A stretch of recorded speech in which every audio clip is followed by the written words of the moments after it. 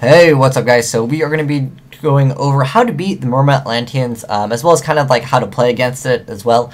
So just a brief explanation on the deck. Basically, it runs like, it can run a little bit slow in the beginning. It could be the first turn like Deep Sea Diva or first turn Undyne. They're just going to try to set up their first turn. They can't really like stun you first turn. They will rarely play like Thunder Kings or anything like that. On screen right now is just kind of a basic deck of a Mermaid Atlantean deck that you'll be facing. Most of them will be playing most of these cards. Of course, some of them might play, one or two cards different, but generally this is basically what the deck generally will be looking like at your like big tournaments and stuff like that.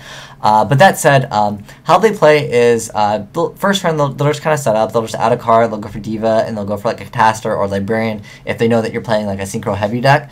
So that said, keep that in mind as well. That they have the option to make Catastor pretty much at any time. Also, you got to watch out for them when they go for the Dragoons play, which would basically be, it's pretty simple. They just go for Undyne and then they go for Dragoons, and then they'll send Dragoons to the graveyard, and then they get to add any Sea Serpent, and that's it really gets deadly. So if you have the option, I would definitely recommend Soul Morning Undyne, because it sets them up really too much. Allows them to pretty much add whatever they want. It's like a Sangan on steroids. It lets you add pretty much anything in the deck that you really want to add. But keep in mind, make sure that they are going for a Sea Serpent type. Like some of the cards are actually like Aqua, and there's like Fish. I think isn't one of them is Fish. No, these are Sea Serpents, but yeah, keep in mind, this one's the Fish. But yeah, keep in mind that some of them are different, and you just make sure you read exactly what the card says. That's important too.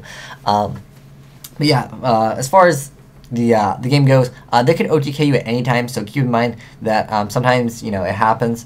I would say if you have the opportunity to OTK them as fast as possible. Of course, most of them probably will be playing Gores because most of their back row is awful. The back row is pretty much like this. Like, it's not any real back row that you actually have to be worried about. They don't usually play Deep Prisons. A lot of them, actually, I've been seeing a lot of them that don't even play Maxis or Veilers just because they feel like their deck is way faster. And I agree with them. Like, this deck can go way faster, and it doesn't have to play Maxis or Veilers, but they might, so keep that in mind as well. I've seen a lot of builds that are playing with it and without, so this is just a general idea of what cards that they will be playing. And also, just as a side note, if they are playing Mind Control, sometimes they Mind Control you and you lose, because they can put up so much stuff on the board, and if they clear your like one big beater, like they just take your Light Pulsar Dragon, and then they just go Diva into Marksman over here, and then they just go and attack you directly, and then they bring out another card, and like they can just do a lot of stuff. So keep that in mind. Mind Control is a pretty deadly card, so if you have the opportunity, if they Mind Control, activate Max C, hopefully by then they'll either stop their play or they will try to go in, and by the time you draw Gores or Tragodia, you'll be good to go. So keep that in mind as well.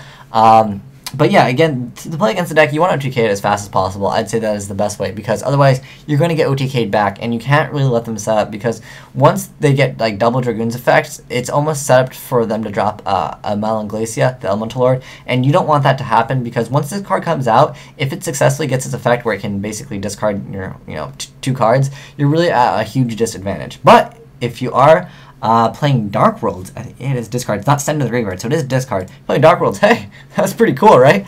But yeah, that said, you gotta watch out for that card. This card's really where you gotta watch the amount of darks, or not darks in the graveyard, waters in the graveyard, because just like if you ever played against Blackwings, you gotta watch that Dark Arm that can be dropped at any moment. So finally, that said, now you guys kind of get a better understanding of how the deck kind of plays. Let's go ahead and talk about what to actually side deck against them. And I would say this is probably one of the best cards to side deck against them is Macrocosmos. Pretty simple. Most of these cards, they get effects when they're discarded and sent to the graveyard. So like Skill Drain wouldn't be an option against the deck. They'll just be like, oh, it's cool. My effects activate in the grave. I don't even care.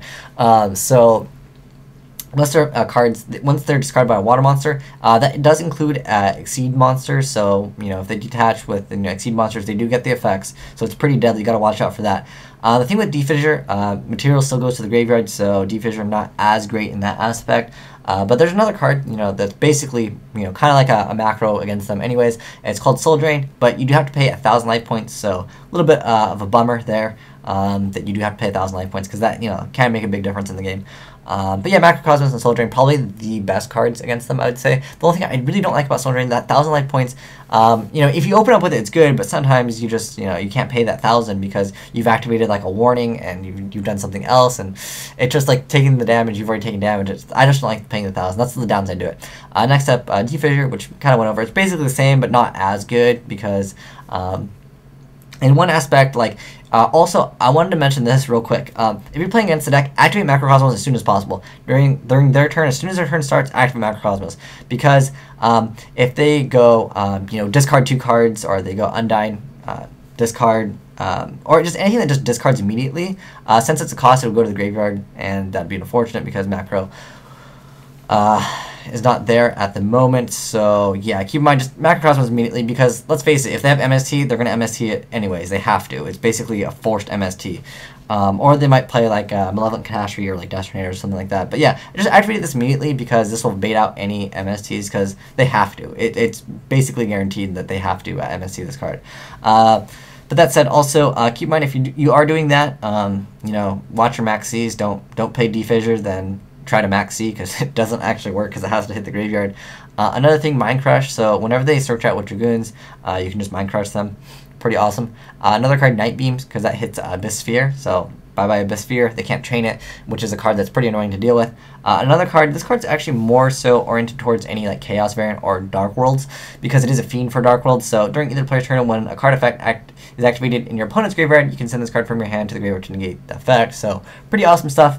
You know, just negates it. And then the only thing I like better is Gemini Imps, but that only works against Dark World, whereas this actually can hit Mermaid Atlanteans. But yeah, this card's okay.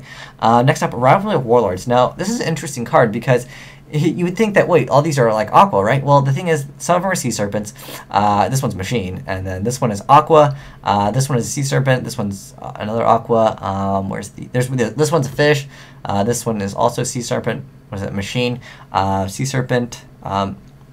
But generally, they can't really like go from. I mean, they can go Diva into this, but keep in mind they cannot even synchro for anything that's not the same, or tribute the monsters for anything that's not the same. Not that this deck is about tributing, but yeah. That said, you know, it's not that bad. I mean, I would definitely say your best choices are probably these two right here. But you know, it's just available there for you. I don't think it is that like deadly against them, but you know, it might be able to disrupt some plays. And if they have like a huge board with like, if let's say they have like Diva and this, because this is a really common play that they'll do. They'll go Diva to Armsman, bounce back Armsman for Birdman, and then if you just if they have Birdman plus heavy infantry on the field, and you just go, it's cool, Rivalry of Warlords, they lose their Birdman, they lose their kind of like their push that they were kind of going for, and especially if they have like an Aqua on board already, like that, it shuts them down a little bit. It just kind of has that stun effect for a while, sometimes, if you get lucky on it. Next up, Debunk, so it's pretty much the same as Skullmeister, although Debunk actually banishes it. Not that like, I mean, sure, they can, you know, salvage essentially with Skullmaster, so that's the downside. I'd rather have it banished personally, but it is a trap, so it's a little bit slower.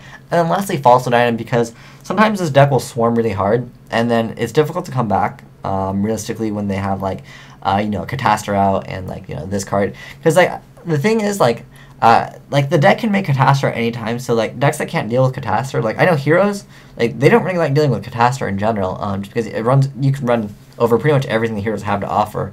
Even like Absolute Zero, that's basically point for point anyway. So, yeah, Catastor is just really good. So, yeah, gotta watch out for that. But generally, I hope this gives you a better understanding. If there's any cards you think that I missed as far as what to side deck against Mermaid Atlanteans, I know there's Chain Disappearance, but like I realistically don't think that's good. You have like what, Heavy Infantry and Diva. I mean, there's a lot better things that Chain Disappearance can hit in other decks, but I just don't feel it's necessary against this deck. Definitely check out these three right here. These are your main ones. Also, Maxi is relatively decent, but if you're siding in multiples, macros, multiple Soul Drains, you know, your Maxi might not be live. You know, keep that in mind as well. But yeah, keep in mind, they will be siding in MSTs, they will be siding in Dust Tornadoes because they expect these cards. So yeah, just keep that in mind, and you'll do a lot better against the deck, and sometimes just realize that this deck can, you know, OTK you, and it's part of Yu-Gi-Oh! But that said, I hope this helps you guys out, get a better matchup when you play against this deck, and when you see this deck at, you know, tournaments, you're a little bit more prepared for it. But thanks for watching, guys. White Dragon, signing out.